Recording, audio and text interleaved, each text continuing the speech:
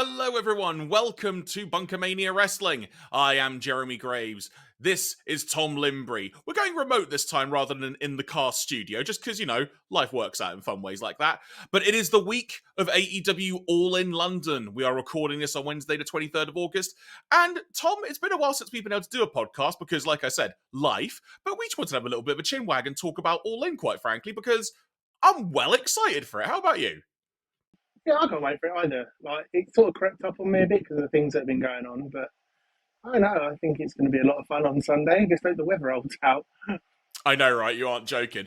And folks, if you are a first-time watcher, be it on YouTube, first of all, hi YouTube, or you're listening on your audio podcast platform of choice, thank you very much for giving the show a chance. We hope you enjoy it. If you do, why not hit the subscribe button and tell a friend? And if you're on YouTube, why not let us know in the comments what you're thinking ahead of All In, be it the build to the show, be it if you're excited about it, if you've got any gripes, let us know, because people have opinions, and I'm curious to hear them, quite frankly.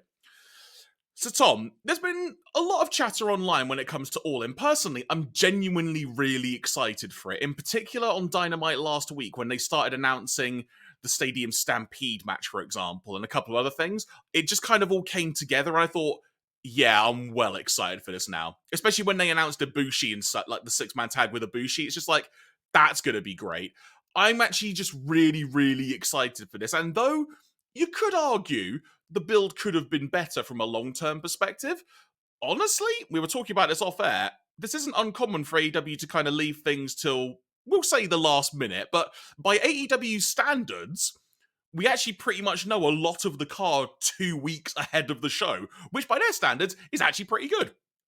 Well, to be fair, they have been building this for a while. Like, it's just not. You sometimes don't know, and especially with having two pay-per-views back to back, you weren't sure what was going to end up on what. But like, I think they have been building it for a while. I think it's just a case of them sort of solidifying the end bit, so we know that that's going to be on All In, this is going to be on All Out. But when they announced Samoa Joe and CM Punk before, I mean, I was kind of excited for that. I screamed like a little girl, not going to lie. Yep, relatable. I mean, all this stuff with, I mean, we haven't done one of these for a while because of stuff mainly to do with me. But the MJF and Adam Cole stuff has been absolutely spot on. So good. And I think that has helped the build for this show. So I just hope that it gets the time that it deserves and we get the match that I think we're going to get. Well, matches, plural, because we've got both of them now, haven't we? Oh, yeah. So, let's focus on that for a minute. Like, because the whole MJF Adam Cole tag team thing, the fact that they started off hating each other, they had to team together, and it's just gradually become this wonderful thing to watch every single week. I've had an absolute blast watching this tag team become just great friends, just the utter ridiculousness of it, while also being incredibly compelling. And at some point it's going to crumble. But when and where is it going to crumble and how? It's been so good. But to be fair, which way is it going to crumble? Exactly. I mean, the way it's built, I kind of feel that like Adam Cole is going to get the Kingdom and Roderick Strong to come out and help somewhere along the way on Sunday. But that's just my feeling on that. So, in a weird way, I think it's going to be the other way around, where I think it's actually probably going to be MJF with the Kingdom. Fair enough, yeah. That could go that way as well. Yeah, but the biggest curveball in this entire thing, I mean, you could argue them not winning the tag team titles from FTR was a big curveball, but you kind of had a feeling the logical direction was for them to not win it, even though it was so damn good, and you could imagine them being the tag champs. But then suddenly Adam Cole saying, I want to win the ROH tag titles, that promotion means a lot to me and whatnot. And that was just the biggest curveball, saying we're going to be on 0 Hour. By the sound of it, they're going to be the first match on it as well, just from kind of little musings that have been going around. I think it was mentioned last week, and again, after yesterday's announcements, I think it is, and from what they were saying, like I think it's going to be the only match on 0 Hour. Yeah, because for context, folks, Tony Khan did like a media call yesterday, and he sort of mentioned in passing that MJF was the first match on All In. Now he's going to be main eventing, and sort of mentioned he's going to be the first match on All In as well. That was kind of intimated, which given they've only announced one match for 0 Hour, I think there will be at least one more match on 0 Hour, because there's a heck of a load of AEW talent which at the moment aren't on this show. That being said, we've got lots of multi-person matches, but there are many, many more people you can think of who it would be great to just see them be at Wembley. But given that this show is going to be 5 hours, seemingly including 0 Hour, how much ultimately can you include? Well, this is the point. This is kind of where it's detrimental to AEW, because they've got so much talent. Where do you fit everybody on? And also, like, how do you fit the people that deserve to be on there, and then the people that have not been there long? And it's a structure of like who needs to go on it. I mean, I'm really pleased Swerve Strickland and AR Fox are on. I'm so happy for them. Not just for what they've done in AEW, but for what they've done before AEW, and especially AR Fox. So that match would definitely be interesting, and it could be potentially one of Sting's last matches, and probably his last match in the UK, I would imagine. And that's another thing as well. They get to be on All In, wrestling in a tag match, let alone a coffin tag match, with Sting in a stadium. Like, if you'd have had that on your bingo card at the start of the year for predictions, I don't think anyone could have predicted that. Not in a bad way, just in a hypothetical way. What's the most random thing you can think of? I don't think many people, if any, would have had that on their bingo card. And I mean, he can still go to a high level as well. I mean, he's not having 60-minute classics with Ric Flair like he was in the 80s, but like, he can still have a match. It's not, it's not Danielson and Okada, but it's like, it's still a good match. Like, it's still Sting. Like, so, yeah. Yeah. So, what have you thought about the build to that match? Seeing as we're talking about it in general, I absolutely loved the sort of guerrilla style filming thing they did at Nick Wayne's house when they attacked him in the ring and whatnot. After you. Now, okay. I'm just going to bring something up here, which I meant to send you the other day. Okay. And I don't know if you've seen it, but it's Darby and Sting going to AR Fox's school in Atlanta. They showed a little bit of this on was it Collision or Dynamite? It was one or the other. They did show it happening. Yeah, I got a funny feeling they also showed a bit of it on Rampage, but I can't quite remember. Memories of it.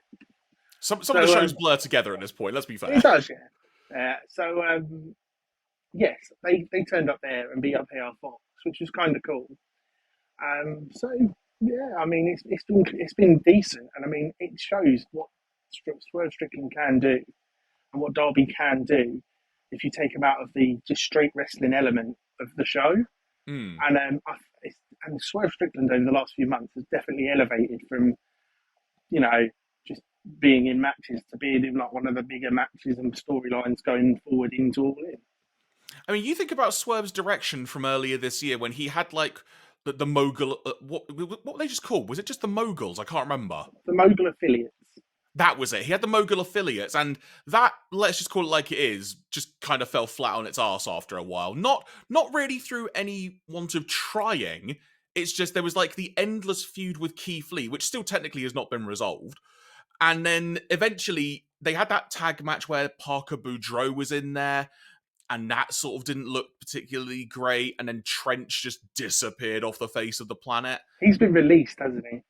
Oh, has he? I hadn't heard that. So yeah, quite a while ago. I think that was the wrong way to go with that, to be honest. I mean, I know we've gone slightly off topic, but anyone that's in one of these let's just go that's kind of a thing. To be fair, like, I think that was the wrong way to do it. And when they started doing the thing he's now doing with Brian Cage and the Gates of Agony, it's a much better idea. And the Gates of Agony need to be a bit more featured on the TV. But like, agreed. The stuff he's doing now is much more watchable, and it is enjoyable to watch. It's not just Swerve losing in 4 minutes to Action Andretti. Nothing against Action Andretti, but there's more meaningful stuff to him doing what he's doing. 100%. And the Mogul Embassy as a group is actually really solid. At first glance, you may have thought, oh, okay, that's a weird direction. But then you look, like you said, got the Gates of Agony. You've got Brian Cage in there. And also, go on. There's another one that needs to be featured a lot more. Agreed. He is amazing. He can do so many things for the size he is, his build, that he can fly, he can have a good match, he can have several types of matches. So hopefully this helps build him in a bit more as well. 100%. And the Mogul Embassy is just a really fun thing to watch in general. You've also got Prince Nana being Prince Nana, as he can be, which is great. But like you say, the way that Swerve has elevated himself, and now with the addition of AR Fox in there, it makes complete sense. Fox and Swerve as a tag team is freaking great. And I mean, they've got history. If you know about Lucha Underground before, and I mean, I used to watch it and loved it. For those listening, Tom, give us like a Cliff Notes version of the history there. Well, Swerve Strickland was there as Killshot from near enough the beginning, and he absolutely killed it, like as that character, which then got him more recognized. That character got him more recognised than actually being Swerve Strickland. And then AR Fox came in. I can't remember what season because they had seasons. Yeah. I think it was towards the back end, but him and Swerve Strickland had like I suppose you could call it a death match, and it was probably one of the best matches Lucha Underground ever put on. And for the pure fact that they just went nuts with everything. Is that the match where like there were loads of clips just going utterly viral of the stuff they were doing? Pretty much. Yeah. And that got Swerve Strickland noticed. I mean, what he was doing there was getting him noticed, but he got noticed. I'm trying to emphasise where it was on the ladder. But he got himself over by being allowed to do what he wanted to do. And then he kind of got stymied where he went after that. But now I think this is going to be some of his best stuff if carried on in the right way, which I would imagine it will be. Yeah, and the fact it's built to this tag match, which we're also now getting Joker's Sting, which is quite a random change of direction, but I have zero issue with that because from my perspective, Tom, the last time Sting was in the UK at a wrestling show, look at that, is that the San Diego exclusive figure there? Oh, yeah. Be jealous, folks, be jealous. But the last time he was at a wrestling show in the UK, as it were, I'm pretty sure it was the TNA show at Wembley where he wrestled there, and I think he came out with a black cricket bat because I vividly remember this and just loving that little touch. Vaguely, I don't know. I can't remember yet. I can't remember if TNA may have been fully rebranded as Impact Wrestling at that point, but it's when they definitely did Wembley Arena one time and Sting was there. I vividly remember that. Yeah, I'm not actually sure if I was even there, to be quite honest with you. There you go. Yeah. So, in terms of other matches on the show, we're just going to sort of just go over some of the currently announced matches, folks. You've got the Bullet Club on your t-shirt there, Tom, so I think that's a fair segue.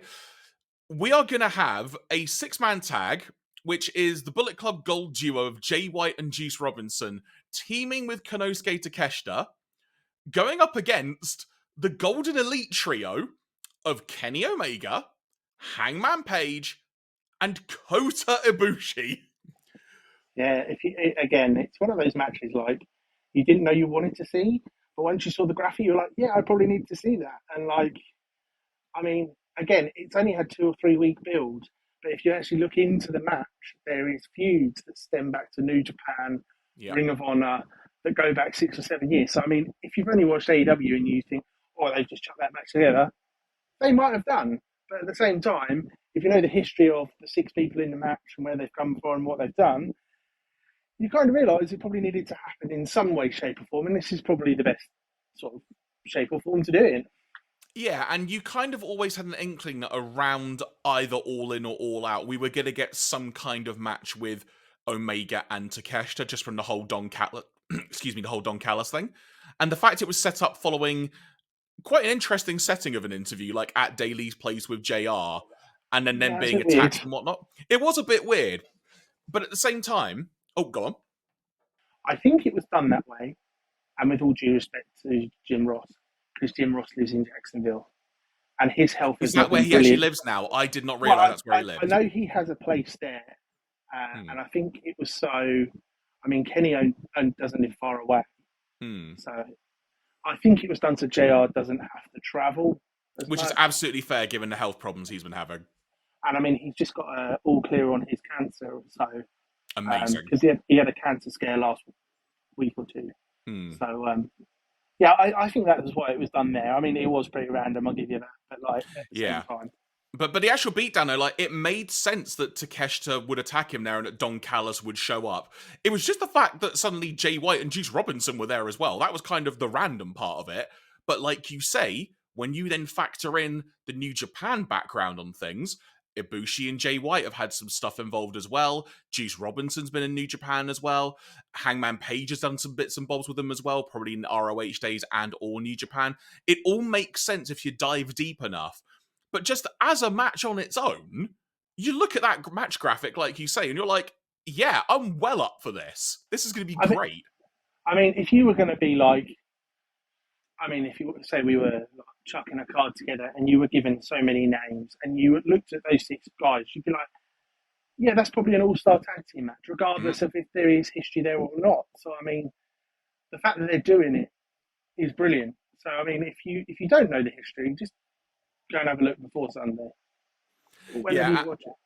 And also, just to put it quite plainly, when Hangman Page did what I'm now going to call that infamous backstage segment of his, following all the talk of him being told he's not allowed in the building, which we aren't going to delve into on here, but all that stuff.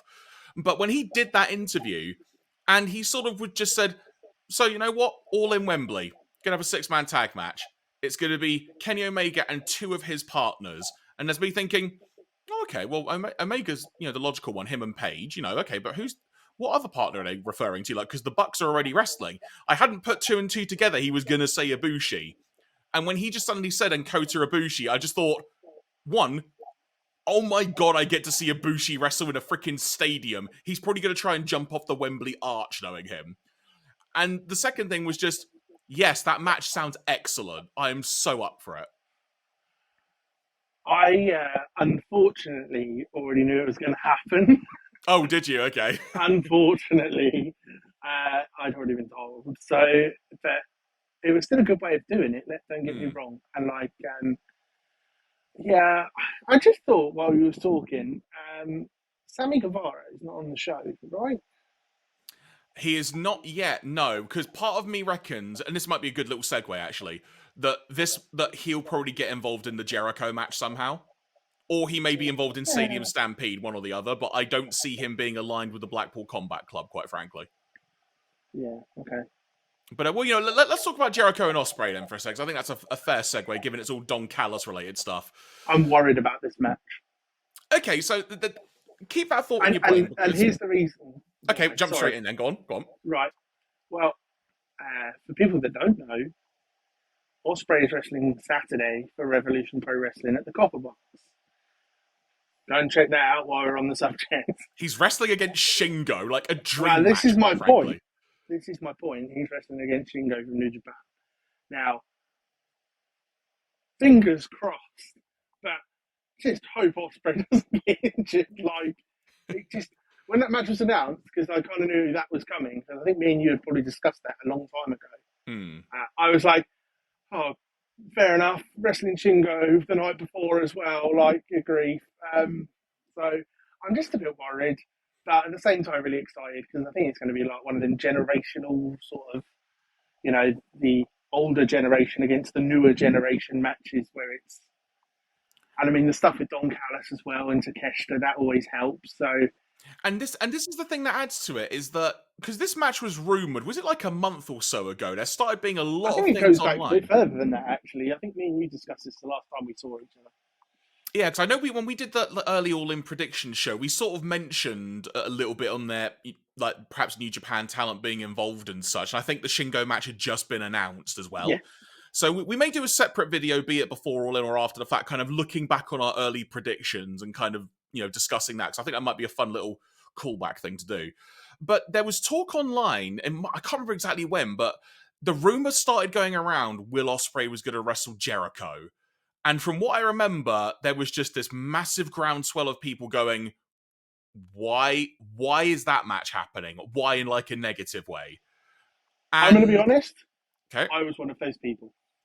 When I first heard it as well, my initial thought was, okay, not exactly what I would if I had like a dartboard, that's not the person I would aim at to face Ospreay. Let's put it that way. Or like if you know what I mean. If you had to pick someone at random, I wouldn't. But the thing is, though, and I remember speaking. I can't remember at this point we were doing the podcast together, or if we just had this conversation offline. But going back to the Iron Man match with MJF and Danielson, which you were at in person at Revolution, I remember. Oh, was that in San Francisco? Yes. Oh yeah, good shout. There you go. Yeah, I'm glad I remember this stuff. But I forgot. But I remember going into that match. I was just thinking, I've got to. I almost treat it like I've got to survive a 60-minute match with MJF, and it was one of the best freaking matches like ever. It's one of my favorite matches of all time. Me, personal opinion here, but I'm just saying. There's only me and you that know the story here, but I left halfway through. Yeah, but that aside, we may come back to that another time. But that aside, I just remember thinking after that match, you know what? I went into that match, I won't say dreading it, but I was more thinking about, I've got to watch an hour-long match. That's how I went into it. And since then, I've gone, you know what? I'm just going to trust AEW.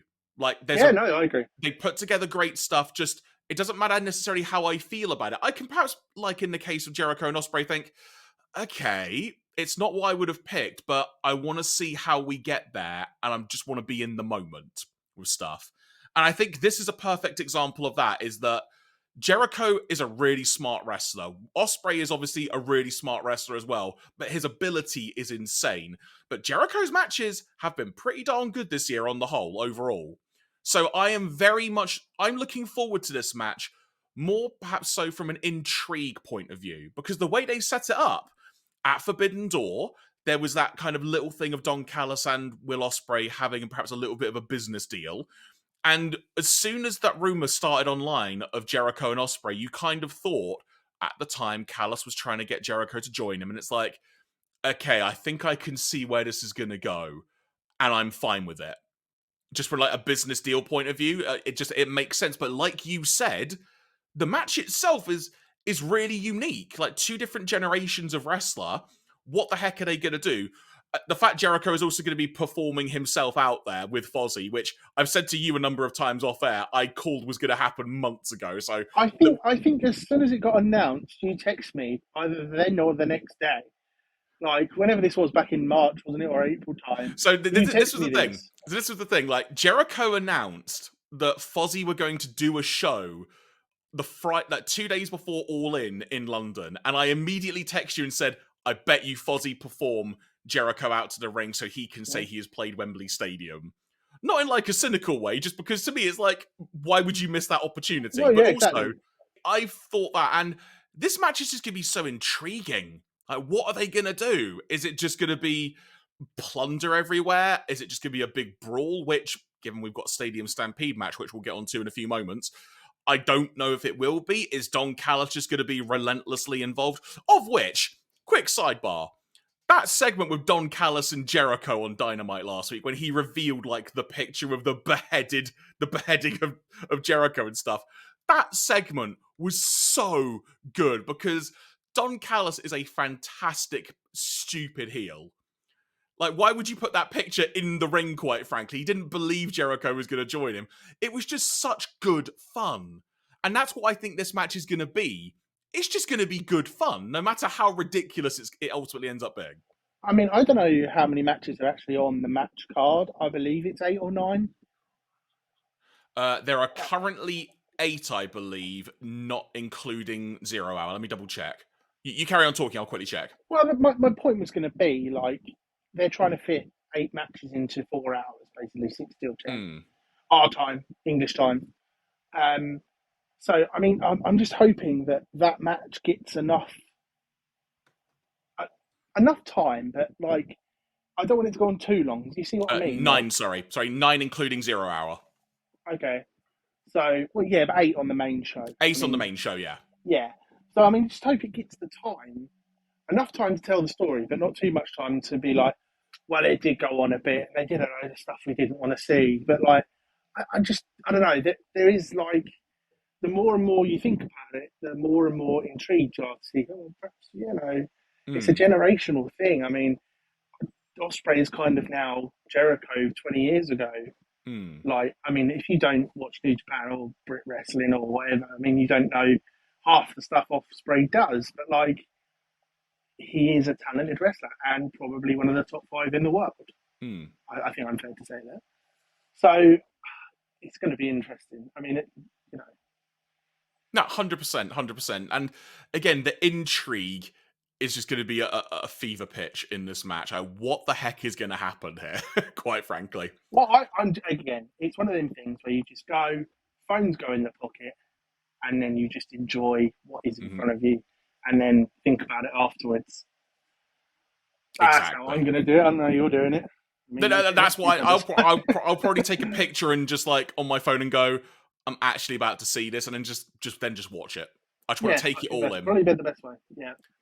So speaking of what the heck is going to happen, we've got a Stadium Stampede match on this show, which already at the time we're recording, there is a very heavily rumoured change to it. So at time of recording, the still currently announced match is Eddie Kingston, the Lucha Bros, Fenix and Penta, and all 3 of the best friends, that being Trent, Chuck, and Orange Cassidy, against the Blackpool Combat Club trio of Moxley, Yuta, and Claudio, because Danielson is still out injured, and 3 mystery partners.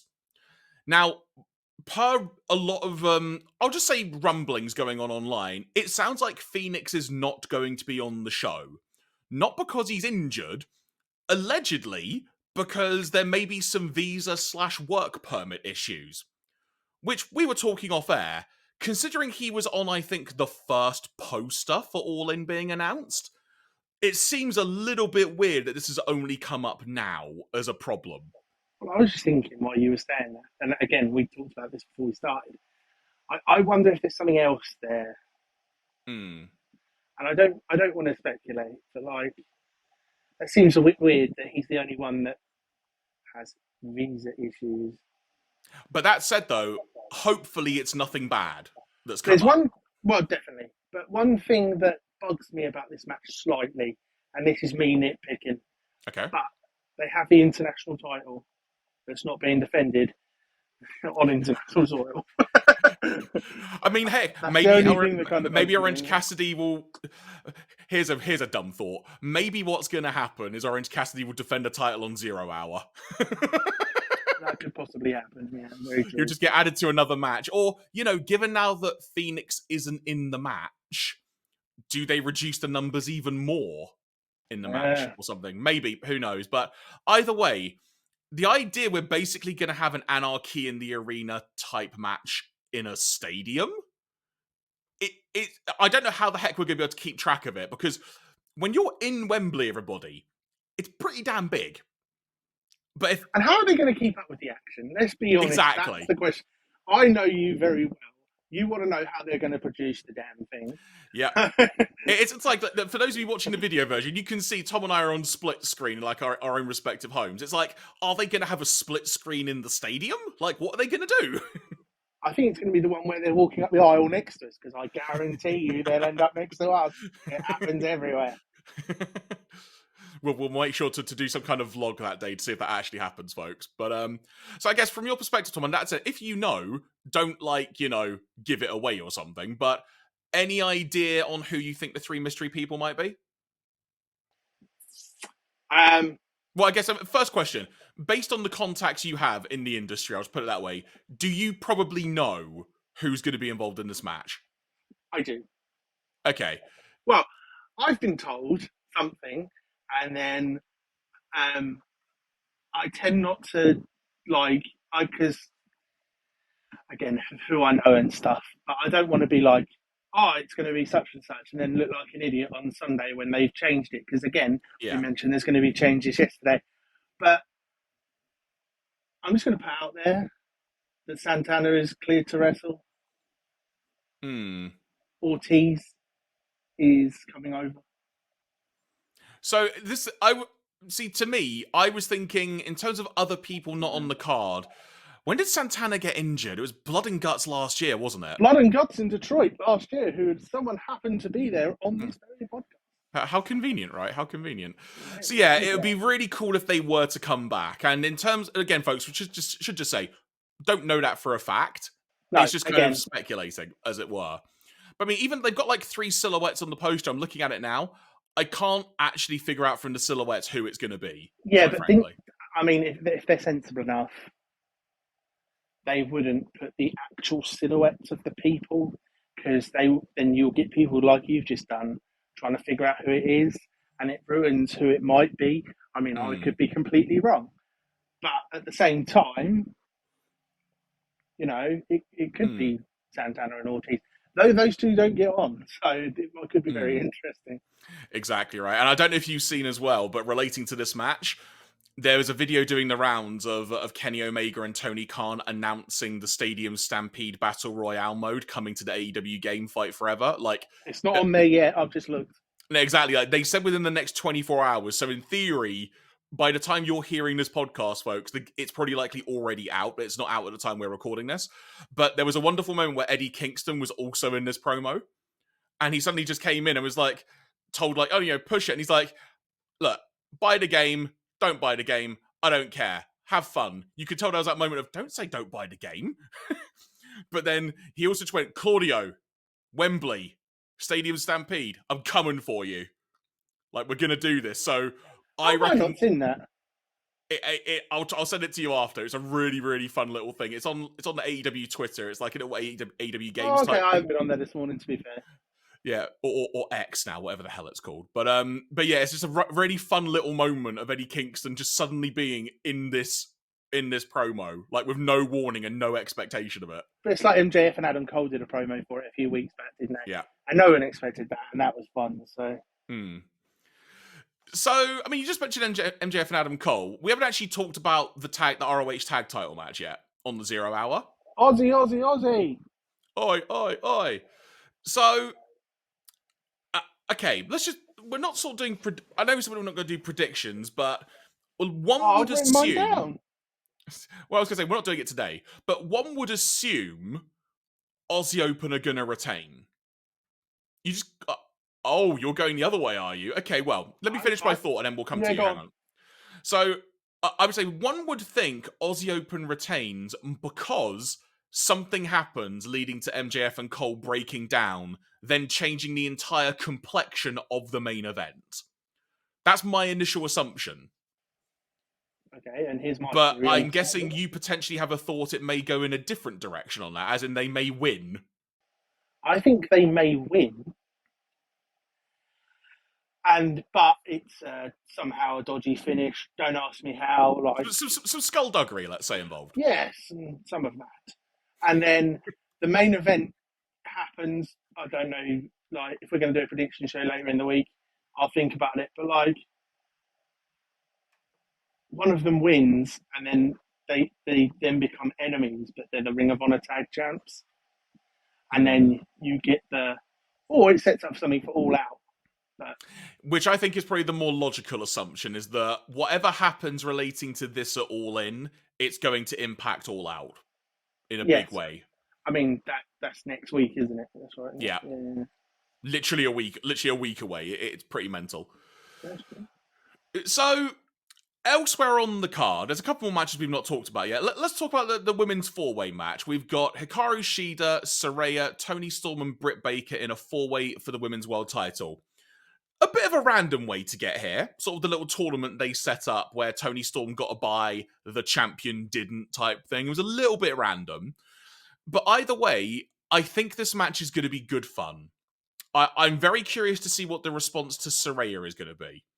Because I can't figure out if she's just going to be completely cheered, or is she just going to get booed out of the building?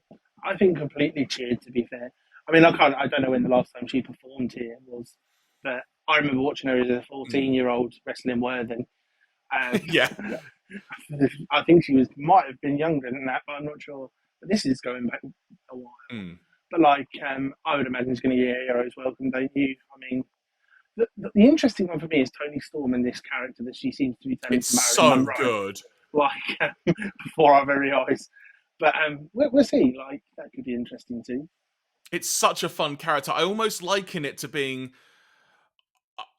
roll with me on this thought, but someone an actress way back in the day, like akin to like a Marilyn Monroe, just having like a conscience of like just a crisis of conscience type thing, whatever the phrase is. Yeah. Just having like a proper breakdown, and it's such a fun character. And these promos that she's been doing on Collision with Lexi, where she just keeps throwing her shoes at her when she walks off the set. And she keeps adding to the apparel that she's wearing, and it's different apparel, and it's just like, I'm waiting for her to come out with one of them long cigarettes in one of them plastic things that come out to about here or something, like the old school cigarette holders. Yeah. But this also raises the question, because I'm not sure we've had it properly answered. What's like the status of the Outcasts as a faction at the moment? Because since she lost the belt, but since she's lost the belt, it's almost like we have two different Tony Storms. Yeah, she's lost the plot. Yeah, so it's just really. I don't know. Fun. I mean, if anyone is going to leave that faction, I would imagine it is going to be Ruby Soho, because she seems to have got lost in that. I love Ruby's current character of just yeah, I know, but again, she sort of seems to be behind Saraya and Tony Storm on the pecking order of that group. Like when it started, they were all sort of on the same thing, and now it all seems a bit all over the shop. So yeah, I mean, in relation to this match, I really hope this happens. I want Jamie Hayter to come out with Britt. I know she's going to be off the show injured, but no, I think she'll be there. Yeah, if there's ever a time to have Jamie Hayter appear, it would be during this match. At the very least. I don't think she can even do a run-in from what I'm... Oh, no, I mean just actually coming to the ring with her. Yeah. Like, not even doing anything action-orientated, as it were, because of the shoulder. But I really want to see her appear there. But I think this match is going to be good fun, though. I think... I mean, not doing predictions. I can't really figure out which way it's going to go, but I am looking forward to this. I see, for the benefit of the audio listeners, you were motioning something there. I was going to say 3 particular letters, but, there you go. Yeah. That's my prediction. There you go. So, by my count, we have 2 more matches to go. So, let's focus on the real World Championship match. This being CM Punk defending against Samoa Joe, the King of Television. Yes. I've really enjoyed the short build-up to this match of Joe just coming out. Build-up. No, I know, but it's just the way Joe was coming out and basically just going like, Punk, you owe me a match. I'm going to destroy you at Wembley. Answer me, champ. And then he just ends up coming out and choking out Punk and stuff. And then what they did on Collision with the Golden Vampire, like going back to the whole Conquistador thing in WWF, just so simple, so effective. And then Punk basically going, you're on, bitch, as a response. It's like, perfect. That's all I need. But again, and this is, again, like the 6-man we were talking about earlier, if you don't know, there is 3 matches from 2003, 2004? 2004, I want to say. Something like that. They had a trio of matches, and I believe 2 of them went to 20-minute draws. Is that right? 2 were 60-minute draws, and then the final one was at the All-Star Extravaganza. Was like half an hour, though, wasn't it? Yeah. I remember. Yeah.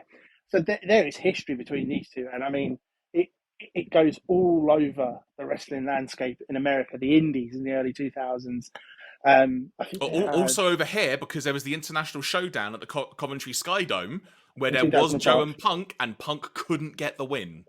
Yeah, because they were building to Punk not being able to beat Joe, which is like kind of Raven and Tommy Dreamer from ECW, where Tommy Dreamer could never beat Raven. So it kind of built on that until Tommy Dreamer did beat him like 20 years later. So it doesn't need any build-up for me. And if you haven't seen those matches, it must be on the ROH wrestling thing, I would assume. I'd imagine they're definitely probably on Watch ROH, but there must be, like, at the very least, some like highlight packages on the ROH on YouTube. Yeah. So, I mean, and now, I mean, I don't know how you feel about this, but to get to see the 4th match, I mean, we've just said there was more matches. Well, don't forget, there was also the Owen Hart tournament match as well. Well, that's what I'm saying. It's the fourth match in the Ring of Honor AEW realm, if you include the Ring of Honor matches from 2004. It would be the 5th then. Because 3 matches in ROH. Owen Hart. I'm sure there's a lot more, to be fair. If we but in the pantheon of the ROH lineage, this is match 5, as it were. Okay, well, anyway, we get to see one. Yeah. And I feel quite privileged, so yeah, cool. Yeah. And you know what as well? I mean, obviously the reaction to Punk, I don't know, quite frankly. Who knows at this point what the reaction is going to be? But just the spectacle of this match, it's just going to be great fun. Even if this only goes, say, 10, 15 minutes, this is just going to be great fun. Can I just add? Yes. There was an ROH shoot interview, straight shooting they used to call them. It's so good. You know where I'm going with this. And they were like the shoot interview series before, like, everyone had a podcast. Yeah. It was the ROH, for a little bit of history lesson, folks. It was an ROH DVD series, which they called Straight Shooting, which was their shoot interviews, because you had other places like RF Video doing shoot interviews, but this was Ring of Honor's version of it. And they did a dual one with CM Punk and Samoa Joe, where they actually talk about their 3 matches and kind of how they came about with a lot of stuff. And quite frankly, all the pitfalls they had to go through, because they were both injured for a lot of those matches. And one of them was like, it wasn't supposed to happen straight away. And then because Steve Corino pulled out of a show, he got called to Japan, like, I think it was. You've got 2 weeks and you're wrestling down there. And there's a joke about Joe having to do cardio. But go and find that. I know for a fact that's on YouTube. Mm-hmm. So it's worth watching that interview if you've got a few hours to kill. It's genuinely really good fun. Like, stop watching this and go watch that, then come back. I'll wait. Sure, I guess. I've lost my train of thought. Oh, no, but just this match, I'm really looking forward to it. I'm not particularly fussed what the reaction is. I just want to see it. Oh, yeah. Again, I couldn't give 2 hoots. Like, who comes out to what? I think at this stage, he gets, like, the Cena reaction, I suppose it's called, where certain people will boo, certain people will cheer. I mean, Joe is a heel, so, I mean... Yeah, but Joe's a cool heel, you know? Yeah, this is true. Yeah. And then the final match that we have not talked about in any capacity yet, which in itself had a bit of a curveball thrown at it this past weekend, this being the AEW World Tag Team title match, the Young Bucks taking on FTR. How the dickens did we not get to that till the end? I've forgotten about it. I kind of purposefully waited until the end because I just thought, you know what? Of all the matches on the show, that being despite the fact we've got the Stadium Stampede match where seemingly Fenix now won't be on it, I think this match has probably got the most intrigue just because we don't know if the status is going to change between today, when they're recording Dynamite and Collision in America, until the Sunday. Something could happen. Hopefully not. From what I'm aware of, they're coming over tomorrow after Collision. I think they're flying over after the triple taping if you include Rampage, I think, yeah. I think they're coming over on Thursday after they've done the tapings for this week's TV. Mm-hmm. I think they're all going to be here Friday. So we should know by sort of Friday evening who's here and who's not. And if there is going to be any major changes, which let's hope there's. Really hope there isn't. And Joe, actually, before we get to the match itself, I saw a hot take online, which was dangerous enough to see, but someone said All In is the most cursed show in history. To which my reaction was, well, I didn't respond to it, but my initial thought was, do you not remember the first Forbidden Door? That was a cursed show in terms of build-up. But I don't know why people were saying that, but it's just, go on. Well, because originally we were going to get Dragon Kenny 2. Yeah. But then again, I don't necessarily call that a curse, though, because that was just a freak accident in a match. Like, that happens. I think there was other things planned that we don't know about and I don't know about. So, I don't know. I mean, it's kind of a shame we don't get Dragon v Kenny. At the same time, I'm not overly fussed. But I mean, the matches we have got, and back to FTR and the Young Bucks, match 3. I'm sure there's going to be other matches, but this one's going to be this one should be like third from the end, or potentially the second one from the end for the main event. But I mean, the wrestling sort of works on the high-low, doesn't it? Like, so you have a high match, then sort of a come down, and then an up. But a lot of these matches are all ups. Yeah, in theory, you want some kind of buffer just to allow time to breathe, as it were. Yeah, I mean, they could do like, I don't know, as I say, like every match has something. They may have like not announced the card till 2 weeks before. They may have not been very clear with what was going to happen. But if you just generally sit there for a minute and look at the card, it's probably one of the best cards in the world for a show. It's That's just so my good. And the yeah. fact that I people are mean, being negative towards it, like, I think yeah, someone. that's just people. Well, yeah, but it's like another random hot take I saw, which I didn't respond to, was someone just saying like, "Oh, this is a solid show, not bad for the biggest show ever," and it's like, solid? Are you kidding me? This looks amazing.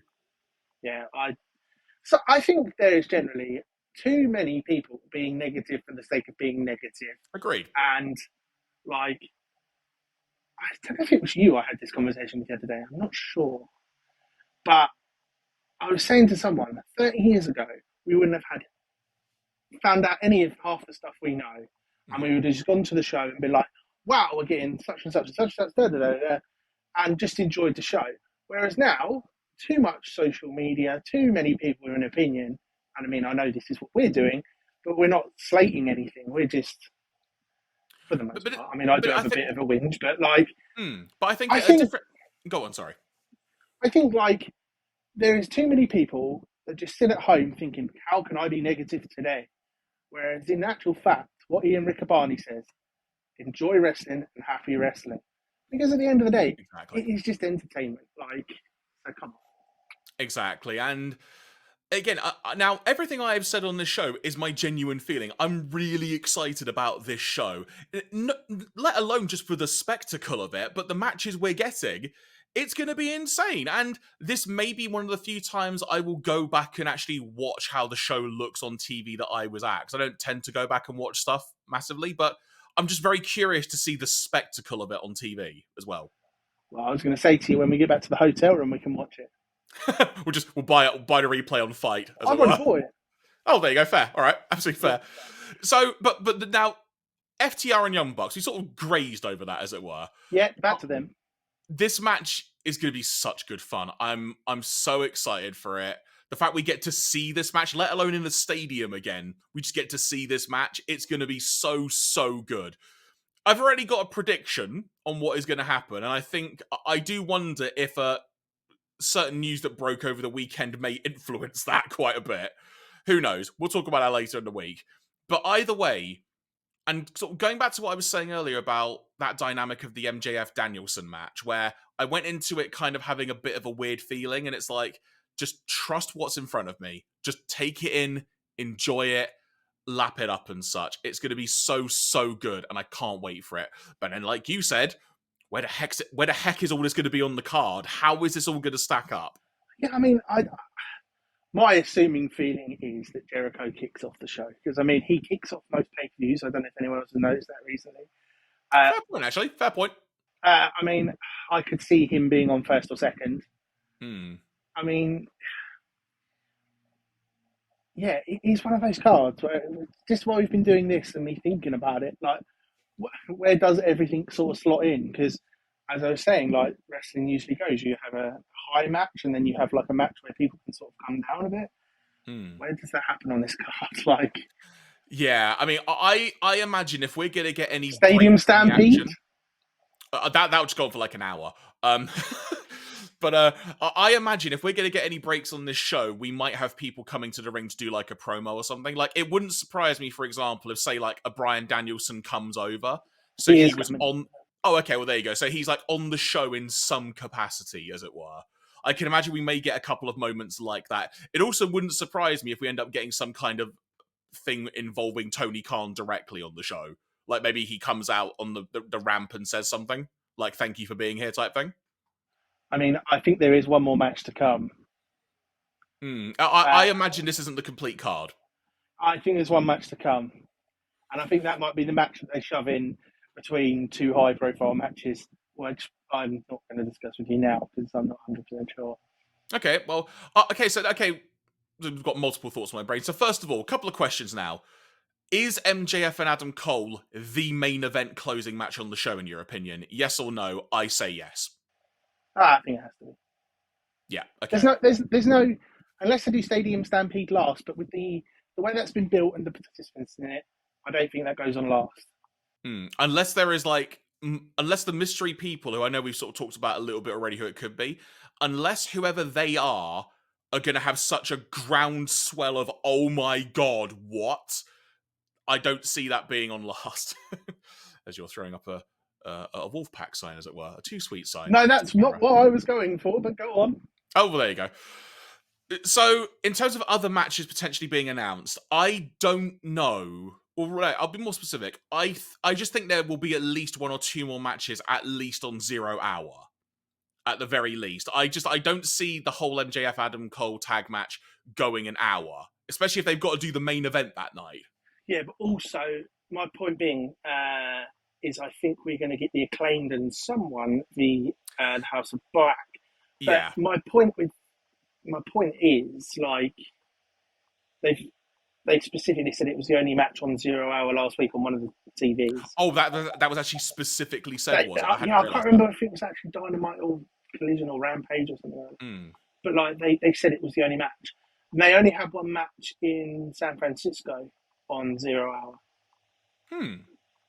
So, I mean, entirely possible. Hopefully we're wrong, because, but at the same time, again, he said he's going to change some of it.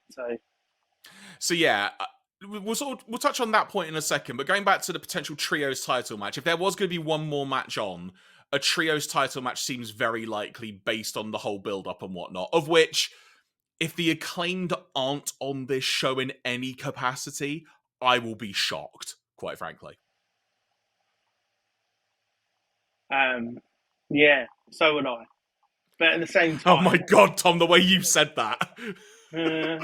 Oh god, I don't want to know what you may know. So, well, you already know what I know. It's just you can't remember what we discussed because it was a while ago. Mate, you tell me a lot of stuff off air. I'll tell you that much. But yeah, but I'm just saying, yeah, I would be shocked if the Acclaimed went on it in some form or fashion, even if it was to set up for All Out the week after. Which I hope this. Okay, what's the way to phrase this? We know for a fact at least 1 or 2 things are probably going to impact All Out the following weekend. I don't think this show should be used to specifically initiate something. I don't think it'll be used as that. I think they will try and build something out of certain things, but we'd just go with that. Card changes. Yeah. There is some, based on something that Tony Khan said in the media call, he implied 1 or 2 things may be getting changed. Any thoughts on what that may be or how significant of a change it may be? Well, I don't think he can remove matches as such. He can change participants, which in the case of Fenix is probably going to happen. But I think the only way he can change matches is to move them on to 0 Hour. Because I think at this point, if he was to say, right, this one's not happening, and also depending on which one he said wasn't happening, I don't think he's going to cancel anything as such. I think it's just... I was going to say, based on my experience being at Forbidden Door when the Adam Cole and Tom Lawler match didn't happen, it wasn't announced in the building at all. We found out on Twitter waiting in line to get in that match wasn't happening. So... Oh, I know, because you text me. Yeah, I know. So the reason I mentioned I already knew. Well, there you go, right? There you go. But yeah, so I guess we'll sort of start winding this down to a close now. But either way, even if there are some card changes, even if things are switched around a little bit, I'm genuinely really excited for the show this weekend. Yeah, it's going to be a great time. As I texted you yesterday, I can't wait for it to get here. And I just hope that it doesn't rain. Yeah, actually, you know what I'm going to do? Let's have a look now. This will be out of date in a couple of hours, but based on my weather app, let's have a look at what the current forecast is for Sunday. It currently says cloudy. Yeah, I can deal with cloudy, and I can deal with a little bit of rain, but I don't want it monsooning like it was down here. But at the same time, did you look at them pictures I sent you last night? This is totally irrelevant of anything. I was going to say, I need a bit more context there, mate, but sure, go for it. The pictures of them setting up the stadium. Right, yeah, so there have been some pictures sort of doing the rounds online of someone inside. And, I mean, there isn't much to note. They've got a I'm just saying they've got to cover for the ring. That was what I was getting to. Yeah. So it's not just going to be open, which is good. Yeah. So if we get wet, that doesn't really matter. Yeah, so there's sort of two schools of thought to that as well. And I mean, we'll probably close out on this because Wembley does have a roof, but it doesn't, as far as I'm aware, cover the entire stadium. It basically covers like a bit of the lower tier. So the actual pitch, if you were playing a football match, is open plan, for want of a better phrase. So we're that in is the probably undercover bit, so we're all right. There you go. So that specifically is probably a mixture of both being like lighting from above for the ring specifically and such, and like technical, maybe big screens and whatnot, but also just to act as a potential slight rain cover for the ring. Well, from where we were a week ago when I texted you, this is going to rain, to where it might just be cloudy, I can deal with cloudy. And we don't want it to be too hot, because if we're going to be sitting there for 5 or 6 hours, we don't want to be sweating through everything. So, yeah, just fingers crossed. I mean, if there's a little bit of rain, I can deal with that. But exactly. British, so. Yeah, and in terms of merchandise stuff, like Wembley Stadium itself put out a big thing in the last day or so, kind of saying a bit of like an FAQ. It sounds like merch is going to be available from 11 a.m. and Tony Khan himself on, I think it was on a CNBC TV interview, literally said, "Don't worry, I'm bringing over a lot of shirts." So yeah, because it's a t-shirt company, you remember. Yeah, well, one would hope they would have enough t-shirts. You know, if you've got 80,000 people, seemingly, you want to probably accommodate for the fact people may want to buy at least 2 shirts, I would say. Well, that's how I would go about it. It's like, okay, best case scenario, everyone wants to buy 2 shirts, so you bring that amount of t-shirts. Sizes. If in doubt, I'm sure they'll be available online after the fact, but there is an element of... Not the same, though, is it? No, and that's the thing. It's not. But Tom, with that being said, we're going to wrap up now. So any sort of closing thoughts before we do any more podcasts this week about All In this weekend, and of course ahead of Dynamite airing tonight? I just hope everyone gets here safely for Friday and Saturday, and hope everyone has a nice time. Indeed. Completely agree. We're going to be there. I know Ian is going to be there as well, as will Harriet, who has done some podcasts as well. To be quite frank, it's probably easier to ask who isn't going to be at All In at this point. And our brother Matthew's not going to be there. Yeah, shout out to our friend Matthew, actually, who, going through some stuff. Won't be there. Yeah. Best wishes, but what I will say as well, I haven't actually told you this, Tom, but we may try and do like a little video vlog thing throughout the day of All In. Sort of going to you're in charge of that then. Yeah, leave that with me, but don't be surprised if I suddenly shove a camera in your face, is what I'm saying. So, at some points. So we will see what happens there, folks. But either way, hotel room. There you go. Yeah, we will be doing some like post-show stuff as well. We're probably going to be... I imagine we may do a little bit of a podcast talking about the Rev Pro show from the night before as well, because that's going to be worth talking about. We're going to try and do some kind of all-in post-show recording, as it were. I don't know if that's going to be live or not, but we're going to record something immediately after the fact, and then during the week after, like a few days grace, as it were, after we've digested everything that's happened. We may do like another big review as well here on the podcast. I'm sure there's going to be more stuff like a prediction show we want to do. Expect lots more podcasts coming very, very soon, folks. But either way, thank you very much for listening and or watching. A reminder, if you're a first-time listener, we hope you enjoy the show. And if you did, why not tell a friend? And if you feel so inclined, be it on YouTube or on your audio podcast provider of choice, hit that subscribe button. From myself, Jeremy Grays, from him, Tom Linberry, we've been BunkaMania Wrestling. If we don't see you before then, we'll see you at All In at Wembley Stadium. Take care, folks.